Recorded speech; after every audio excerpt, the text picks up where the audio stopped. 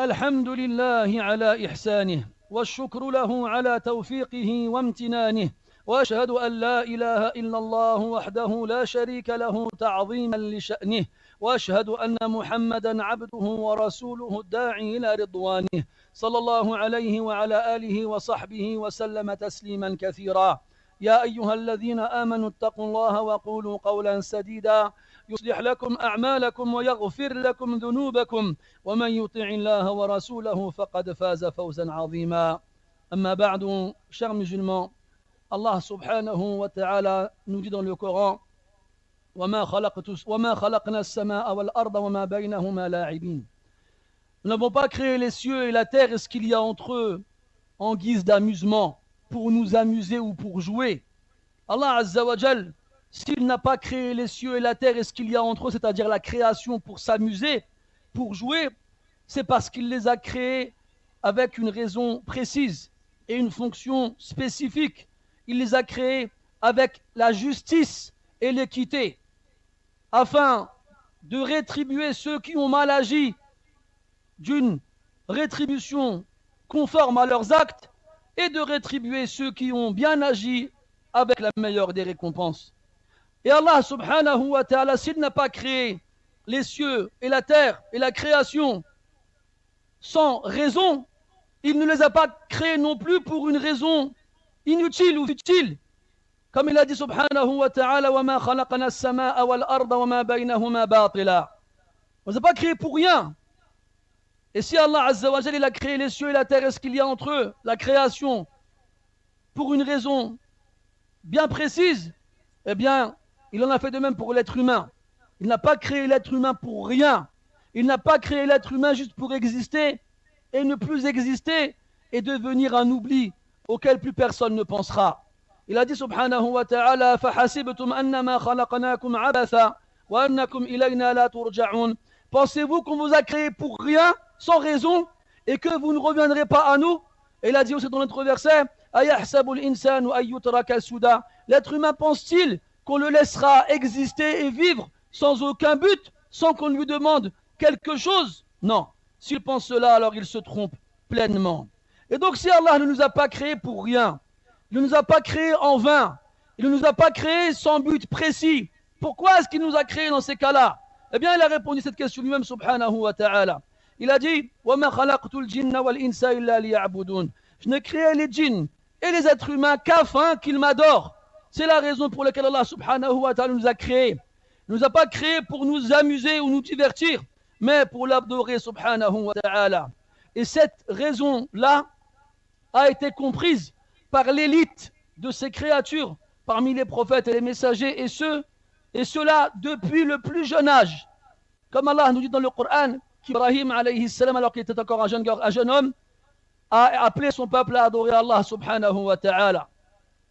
Ils n'ont pas l'habitude d'entendre ce genre de choses et encore moins de quelqu'un de jeune.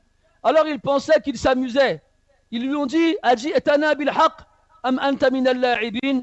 Es-tu venu à nous avec la vérité ou bien est-ce que tu es seulement en train de t'amuser? Et il leur a répondu non, je ne suis pas en train de m'amuser. Qala bal rabbukum rabbus samawati wal ard. Au contraire, votre Seigneur est le Seigneur des cieux et de la terre. Wa ana ala dhalikum min ash-shahidin. Et je fais certes partie de ceux qui en témoignent. Et Allah nous parle dans le Coran d'un prophète qui répond au prénom de Yahya, Jean dans la version française, alayhi salam. Il a dit de lui qu'il lui a donné la prophétie alors qu'il était encore jeune. Un jeune garçon. D'ailleurs, il a été rapporté que les jeunes de son âge, lorsqu'ils le voyaient, l'appelaient à venir jouer avec lui, comme tous les enfants le font. Et quand qu'un enfant joue, c'est normal, car la raison n'est pas encore atteinte, la distinction des choses n'est pas encore complète et parfaite, et comme l'intelligence n'est pas complète, alors il va penser à s'amuser, à se divertir, parce qu'il ne sait pas comment s'occuper autrement. Donc un enfant il joue, c'est normal, mais qu'un adulte joue, il y a un problème. Ça veut dire qu'au niveau de la raison, dans l'amusement et dans la perception des choses, il y a forcément un des deux qui est réduit. Et ce sera l'adulte et pas l'enfant. Donc Yahya alayhi salam, c'est un enfant et les enfants de son âge le voient et lui proposent de venir jouer avec eux, il leur dit, je n'ai pas été créé pour jouer. Ce n'est pas pour jouer que j'ai été créé. Mais lui, c'est un prophète. Et Allah, il lui a donné la révélation alors qu'il était encore un jeune garçon. Donc on peut, bien entendu, faire de son cas une exception. Mais ça ne veut pas dire pour autant que le croyant doit passer son temps à s'amuser et à rigoler. Allah a dit dans le Coran que ce bas monde, les gens qui ne croient pas en l'au-delà en ont fait un terrain de jeu. Et cette vie d'ici-bas n'est qu'une distraction et un jeu, un amusement. Pour qui? Pour ceux qui ne croient pas en l'au-delà. Mais ceux qui croient en l'au-delà, ils en font un champ qu'ils cultivent et qu'ils labourent pour récolter le jour de la résurrection ce qu'ils ont passé leur temps à planter. Donc il y a une différence forcément entre celui qui croit en l'au-delà et celui qui n'y croit pas. Mais aujourd'hui, malheureusement, nous vivons une époque tellement spéciale que quand on prend du recul et qu'on regarde de loin, on va voir ceux qui ne croient pas en l'au-delà agir conformément à leurs croyances. Ils ne croient pas en une vie après la mort. Et ils pensent que la seule vie qu'ils vivront est celle dans laquelle ils sont actuellement. Alors qu'est-ce qu'ils disent et à quoi ils pensent? Profitons-en. Comme ils le disent eux-mêmes, on n'a qu'une vie. Alors à la moindre occasion, ils s'amusent et ils se divertissent. Mais aujourd'hui, tu as avec ces gens-là des gens qui te disent non, nous on croit en l'au-delà. On croit en un jour après la mort où on sera ressuscité et dans lequel on sera jugé pour nos actions et soit on sera récompensé, soit on sera puni. Ils croient en ces choses-là. Et pourtant, tu prends du recul, tu observes de loin et tu vois une foule de personnes mélangées qui font les mêmes actions alors qu'ils n'ont pas les mêmes convictions. Et donc, ils passent la grande majorité de leur vie à s'amuser. Ils passent la grande partie de leur vie à se divertir, insouciants, sans se soucier, sans se douter de ce qui va arriver. Et le jour où la mort se présentera à l'un d'entre eux et qu'ils quitteront ce bas monde sans avoir adoré Allah Azza wa Jal, sans avoir accompli la raison pour laquelle ils ont été créés, alors ils regretteront. Et ainsi, dans l'au-delà, lorsqu'ils enlèveront la poussière de leur tête en sortant de leur tombe, ils comprendront qu'ils feront partie des perdants. Et ainsi, ils se retrouveront en enfer où ils resteront éternellement. Et à ce moment-là, qu'est-ce qu'on leur dira? On leur dira ذَلِكُمْ بِمَا كُنْتُمْ تَفْرَحُونَ فِي الْأَرْضِ بِغَيْرِ الْحَقِّ وَبِمَا كُنْتُمْ تَمْرَحُونَ. Si vous êtes là aujourd'hui en enfer à souffrir, à vous faire châtier, c'est parce que vous éprouviez de la joie ici-bas, injustement, sans raison valable, pour des raisons futiles. وَبِمَا كُنْتُمْ تَمْرَحُونَ. Et parmi les sens de l'marah, l'amusement. Vous passiez votre temps à vous amuser. Vous passiez votre temps à penser que tout va bien se passer. On a beau ne pas adorer Allah, on a beau lui désobéir à longueur de journée, mais à la fin du compte, avec les pieux qui passent leur nuit en prière et leur jour à jeûner et à donner leur argent pour Allah et à se sacrifier, on sera dans les mêmes degrés du paradis. Subhanallah. Cela n'est pas juste de penser ainsi. Et ce n'est pas juste de croire qu'Allah va mettre les pieux et les pervers au même degré. Ce n'est pas juste de croire ces choses-là. Et alhamdulillah, Allah Ta'ala est juste. Et c'est pour ça qu'il leur rappellera quand ils seront en enfer que s'ils s'y trouvent, c'est à cause de leur propre vision des choses. Parce qu'ils pensaient que s'amuser allait les épargner du châtiment. Et ils se sont bien trompés. Mes chers frères, nous vivons dans un pays, et ça ne s'arrête même pas dans ce pays-là, c'est devenu aujourd'hui quelque chose de mondial, qui, tous les ans, à la dernière nuit de l'année, célèbre le passage à l'année suivante. Et tous les ans, et Allah il est témoin, on cherche des moyens différents et variés pour ne pas que les gens finissent par se lasser de nous entendre dire la même chose, de faire comprendre à certains musulmans, parce qu'heureusement, alhamdulillah, ce n'est pas tout le monde qui fait ces choses-là, mais il y en a toujours. Peut-être, wallahu a'lam, qu'il y en a un parmi vous, au moment où je parle, qui a déjà prévu ses plans pour la nuit du 31. Peut-être qu'avec ses amis sur un groupe WhatsApp, ils ont dit, bon, on fait quoi la nuit du 31? On va où? On va sur les champs? Est-ce qu'il y a une soirée de prévue? Est-ce qu'il y a une chicha qui reste ouverte? Est-ce qu'on a prévu quelque chose? Très probablement. Très probablement. Je sais que ces choses-là se disent parce que j'ai vécu à une époque où ça se disait déjà il y a plus de 20 ans aujourd'hui. Et je sais que même avant cela, c'était déjà le cas. Et tous les matins, quand on allait à la mosquée pour le Fajr du 1er janvier, quand nous on allait à la mosquée, on croisait ceux qui revenaient des Champs-Élysées. Ah, vous allez où là? On va à la mosquée. Et vous revenez d'où là? On revient des champs. Et quand tu vas prendre ces personnes-là, les mélanger, et leur demander à toutes, vous êtes quelle religion? Ils vont tous dire on est musulmans. Alhamdoulilah, khoya. Wallah, on est des musulmans, khoya. Wallah, on fait le ramadan, khoya. L'islam, c'est le ramadan, fakat. Lui, l'islam, c'est que dans le ramadan. Quand le mois du ramadan il arrive, il se rappelle qu'il est musulman. Il va jeûner. S'il a un petit peu de foi, il va venir faire quelques prières de tarawih pendant le mois. Et encore. Et dès que le mois est fini, il retourne dans sa routine. Il recommence ce qu'il faisait. Sans aucune hésitation, sans aucun empêchement. Quoi qu'il en soit, mes frères, cette nuit-là, qu'est-ce qu'on voit? On voit des gens qui s'amusent. On voit des gens qui rient. On voit des gens qui chantent. On voit des gens qui dansent. Et quand le compte à rebours arrive, les 10 dernières secondes, avant minuit, 10, 9, 8, ils prennent leur montre, ils mettent l'heure en gros sur les écrans dans leur maison, et dès que c'est minuit pile, et c'est parti. Et ça crie, et ça hurle, et ça se souhaite la bonne année, bonne santé. Quelle bonne année en fait? On est en 2023. Dis-moi quand est-ce qu'elle a eu lieu cette bonne année, dis-le-moi. Surtout nous les musulmans. Ça fait 2 mois qu'on voit nos frères et nos sœurs se faire massacrer. Et soi-disant, et pour beaucoup hypocritement, on s'envoie des messages. Eh les frères et les sœurs en Palestine, n'oubliez-les pas. Pour se donner bonne conscience sur nos statuts WhatsApp, ou sur nos statuts sur Facebook, ou nos statuts dans les réseaux sociaux. Les frères et les sœurs en Palestine. Et on change comment il s'appelle, l'image de profil. Et on met un drapeau palestinien. Et puis on l'appelle au boycott. Le 31 décembre. Ça y est, les Palestiniens n'existent plus. On va s'amuser, on va faire la fête. On va rigoler. Bien Alek, mon frère. Ton père, il est à l'hôpital en train de mourir, avec des tuyaux dans le nez, et avec des appareils branchés un peu partout. La nuit du 31, tu vas aller faire la fête. Tu vas pas aller faire la fête. Ta femme est en train d'accoucher. La nuit du 31, tu vas la laisser, tu vas partir à la fête. Tu vas pas aller faire la fête. Toi-même, tu es malade sur ton lit. Tu vas dire, j'arrête d'être malade, je vais aller faire la fête. Tu vas pas aller faire la fête. Parce que tu es conscient de ce qui est de l'importance pour toi. Et quand ce soir-là, tu viens et tu fais la fête pour un truc qui n'a aucun intérêt et aucune réalité, ça prouve vraiment que le reste n'a pas d'importance pour toi. Et ça prouve que tu es un menteur et un hypocrite quand tu es en train de dire la Palestine. Ayoub شو اسمه ده اللي يفتح فلسطين صلاح الدين الايوبي بارك الله فيكم صلاح الدين الايوبي رحمه الله عليه il était dans une assise, il était invité à un mariage.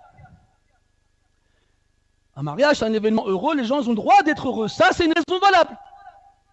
Il y a quelqu'un, c'est une assise, il a voulu faire une petite blague pour faire rire les gens. Il a dit une blague. Tout le monde a ri. Salah ad-Din, rahimahullah, il a pas ri. قالوا يا أيها القائد ما لك لا تضحك. Pourquoi tu ne ris pas au commandant? Il a dit إني أستحي من الله أن أضحك وبيت المقدس في قبضة الصليبيين. J'ai honte d'Allah, moi, de rire.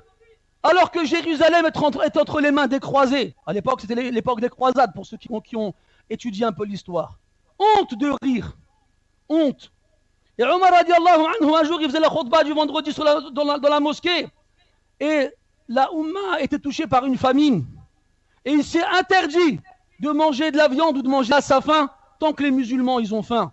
Et tout ce qu'ils mangeaient, c'était trempé du pain sec dans de l'huile ou du vinaigre, c'est tout. Avec quelques dattes, accessoirement. Et alors qu'il faisait le khutbah, son ventre il s'est mis à gargouiller. Son ventre il s'est mis à gargouiller. Pas parce qu'il a pas pris son petit déjeuner, mais parce que ça fait longtemps qu'il n'a pas rempli son ventre. Et là il s'arrête, et il regarde son ventre. Et là c'est quelque chose d'étonnant et de stupéfiant. Il dit qarqir aw la tuqarqir fa wallahi lam tashba'a hatta yashba'a butun atfal al-muslimin. Il dit gargouille ou ne gargouille pas, c'est pareil. Par Allah, je te remplirai pas tant que le ventre des enfants musulmans il sera vide.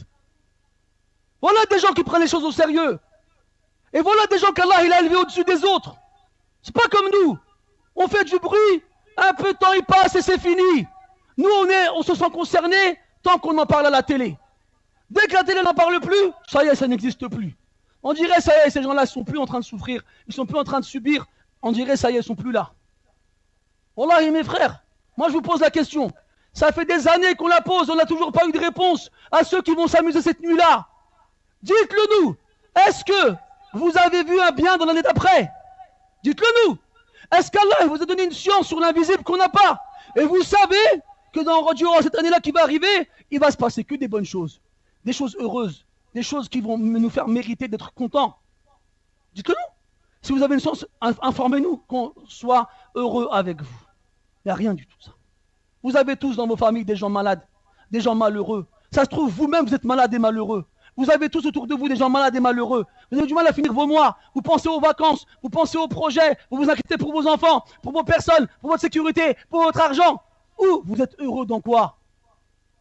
Qu'est-ce qui vous fait mériter de faire cette fête-là? Dites-le moi. Dites-le moi.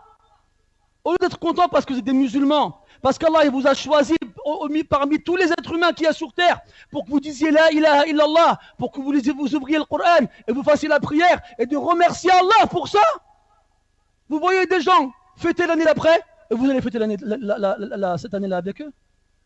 De quel droit en fait? Est-ce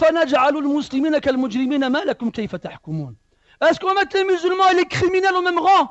Qu'avez-vous? Et comment raisonnez-vous? Comment? Dites-le moi. Avez-vous oublié que le prophète il a dit sallallahu alayhi wa sallam qu'il n'y a pas une année qui vient sans que celle qui la suit soit pire? Et notre expérience nous le prouve. Notre expérience de la vie nous le prouve. Chaque année elle est pire que celle qui l'a précédée. Mais de plus en plus, le 31 décembre à minuit, on voit des gens s'amuser pour oublier. Que quelqu'un qui ne croit pas en l'au-delà, il veut l'oublier, je comprends, je le conçois. Sa vie, elle est nulle, pleine de malheurs. Il trouve un moyen d'oublier. C'est pour ça que ces gens-là, ils se droguent. C'est pour ça que ces gens-là, ils boivent. Quand tu leur demandes pourquoi tu bois, qu'est-ce qu'ils te répondent? C'est pour oublier. Le musulman, il n'a pas besoin de ça. Le musulman, Allah subhanahu wa ta'ala, s'il est malheureux, il fait du dhikr. S'il est malheureux, il lève ses mains et demande à Allah. S'il est malheureux, il se rappelle que dunya, c'est quelques jours, il va mourir. Après, il y a l'au-delà, c'est l'éternité, et il sera heureux pour toujours. Une éternité sans malheur, sans tristesse. C'est ça qu'on veut, nous. Dunya, sans malheur ni tristesse, je te l'annonce, ça n'existe pas. Ça n'existe pas. Tu vas être triste et tu vas être malheureux. Ne crois pas que tu vas passer ton séjour ici-bas à t'amuser et à être heureux. Ça n'existe pas. Et si quelqu'un avait dû vivre comme ça, ça aurait été le prophète, alayhi salatu wassalam. Le prophète, il est né, son père, il est déjà mort. À 5 ans, sa mère, elle meurt. À 10 ans à peu près, son grand-père, il meurt. Puis il se marie, puis sa femme, elle meurt. Et les enfants qu'il a avec elle, ils meurent tous. Puis les gens autour de lui, ils meurent. Son oncle, il meurt. Ses oncles, ils meurent. Et ses amis proches, et ainsi de suite. Combien de proches le prophète, il a enterré lui-même? Sur combien de proches le prophète, il a pleuré? Le prophète, il a connu la faim, jusqu'à ce qu'il ait dû attacher une pierre à son ventre pour essayer de calmer la faim. Le prophète, il a connu la guerre, et il s'est fait blesser jusqu'à craindre de mourir. Et toi, tu crois que tu vas t'en sortir bien, tu crois? T'as vraiment cru ça? Yahi, ne sois pas trompé par des illusions aussi bêtes. C'est comme si ce chasseur inexpérimenté, il posait, comme on voit dans les dessins animés, les petites plaques là, avec le fromage pour faire venir un rat ou autre chose de ce genre-là. Un piège banal. Un piège, même le rat, il s'en moque. Il passe à côté, il prend le fromage, il part et il se moque du chasseur. Même le rat, il est assez intelligent pour comprendre que c'est un piège. Et toi, tu comprends pas que c'est un piège, ça? Un piège aussi stupide, un piège aussi évident et flagrant, t'as pas compris?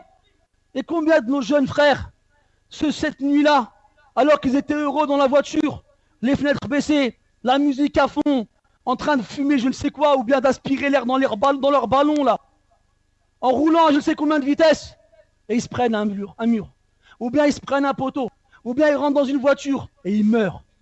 Moi j'ai lavé des morts, moi. J'ai lavé des gens qui sont morts d'accident de voiture. Je ne vous souhaite pas de voir à quoi leur corps il ressemble à ce moment-là. Je ne vous le souhaite pas. Et après, qu'est-ce qu'on fait? On nous les ramène à les mosquées pour prier sur eux. Ah, c'est comme ça que vous voulez vivre en fait. Vous vous amusez comme vous voulez, mourir n'importe comment, et après on vous ramène à la mosquée, on prie sur vous. Je vous le dis en mille, mes frères. Même si 1 million de personnes prient sur vous, ça ne changera rien à votre cas. Absolument rien. Ça ne changera rien. Si tu n'as rien fait pour Allah, devant Allah, tu devras payer, mon frère. C'est la loi d'Allah, subhanahu wa ta'ala. Sinon, dites-le moi, billah alaykoum, dites-le moi, pourquoi nous, est-ce qu'on se fatigue? Pourquoi nous, on a sacrifié notre jeunesse? Pourquoi nous, on n'a pas été aux États-Unis ou en Thaïlande, on a préféré partir à la Mecque? Pourquoi? On s'est préservé, pourquoi? Pourquoi on n'a pas profité de ce dont vous profitez-vous à ce moment-là? Dites-le. Est-ce que c'est nous qui sommes bêtes? Ou est-ce que c'est vous qui êtes bêtes? Il y a bien un des deux qui s'est trompé, c'est obligé. C'est obligé. Alors nous aussi, on va tout arrêter, et on va faire comme vous, et on va se le paradis ensemble. Non, mes frères, non. C'est pas comme ça, wallah. Vous êtes des musulmans. Vous dites la ilaha illallah. Vous croyez en l'au-delà. Vous allez être ressuscité après votre mort, et vous serez jugé pour vos actes. Tout ce que vous faites, vous le retrouverez devant vous le jour de la résurrection. Même si cette action, elle a le poids d'une fourmi. Et Allah te dira, pourquoi t'as fait ça? Tu m'as oublié. T'as oublié que je te voyais, que je t'entendais, t'as oublié. Tu préférais t'amuser. Eh ben va avec ceux qui s'amusent maintenant, va. Va. Mes frères, c'est pas des choses à prendre à la légère. C'est des choses sérieuses. Sérieuses. Mais malheureusement, nous, on prend rien au sérieux.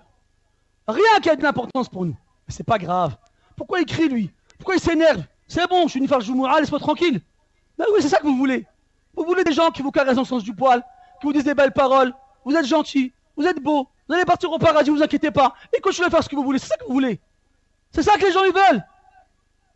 Mais quand quelqu'un leur dit les vérités qui font mal, comme ça leur fait mal, ils n'aiment pas entendre ces choses-là.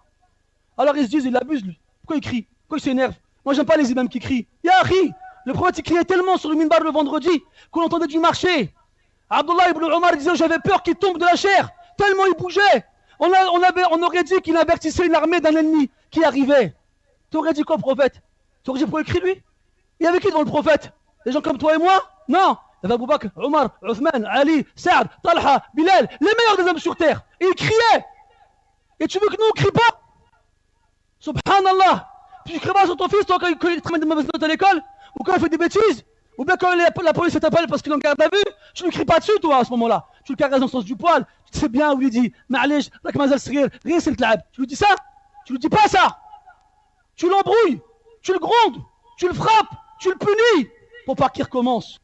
Parce que ça a de la valeur à tes yeux. Là, ça tu t'énerves. Quand ça a de la, ça compte pour toi. Mais quand ça compte pas, tu t'en fiches. ولدي ما يصليش معليش ما يروحش المسجد معليش وراه ما غزال صغير خليه يروح مع البنات وخليه يتكيف وخليه يشرب وخليه يعمل مازال صغير c'est pas grave. C'est toi qui choisis ce qui est grave. Allah, le Coran, il n'a pas révélé pour que nous on sache ce que lui il considère comme grave. C'est toi qui choisis ce qui est grave. Ya ikhwani, comment vous réfléchissez? Dites-moi billah alaykum. فنسأل الله تعالى أن يتوب علينا وأن يوفقنا لكل خير وأن يرينا الحق حقا وأن يرزقنا اتباعه. اللهم أرنا الباطل باطلا وارزقنا اجتنابه يا رب العالمين. اللهم أصلحنا أجمعين. اللهم أصلحنا أجمعين. اللهم أصلحنا أجمعين وخص من بيننا الشباب يا رب العالمين. اللهم قنا ممن يحتفل في هذه الليلة المقبلة يا رب العالمين. اللهم اجعلنا نقضيها في طاعتك واجعلنا نقضيها ونحن نصلي لك واجعلنا نقضيها ونحن نرضيك بأعمالنا يا رب العالمين. نعوذ بك أن تكون أعمالنا كأعمال من يغضبك. نعوذ بك أن تكون أعمالنا كأعمال المجرمين. اللهم اجعلنا مع الصالحين. اللهم اجعلنا مع المتقين. اللهم اجعلنا مع الفائزين. نعوذ بك اللهم أن نكون من الخاسرين. نعوذ بك اللهم أن نكون معهم لحظة واحدة في الدنيا والآخرة يا رب العالمين. اللهم كن ناصرا لإخواننا المستضعفين في كل مكان يا رب العالمين وخص من بينهم إخواننا في غزة وفي السودان يا رب العالمين. اللهم كن لإخواننا المظلومين في كل مكان يا رب العالمين. اللهم لا تجعل غفلتنا سبب نزول غضبك علينا يا رب العالمين. اللهم لا تؤاخذنا بما فعل السفهاء منا يا رب العالمين. اللهم صل وسلم وبارك على عبدك ورسولك محمد وعلى آله وصحبه أجمعين والحمد لله رب العالمين. وقوموا إلى صلاتكم يرحمكم الله.